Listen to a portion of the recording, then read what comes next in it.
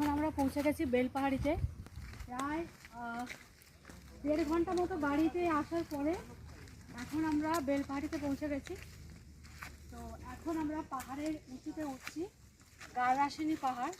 তো ওখানে পৌঁছে উপরে রুফটপ থেকে আপনাদের ভিউ দেখাচ্ছি। সঙ্গে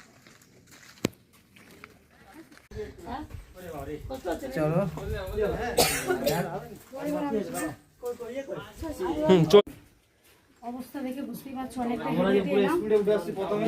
প্রচুর খারাপ। এরপরে আরো একটু যেতে হবে, তারপরে ওখান থেকে ভিউটা ভালো দেখা যাবে। পুরো হালত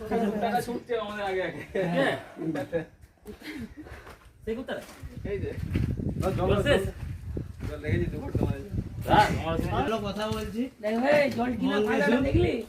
আমাদের বয়স হচ্ছে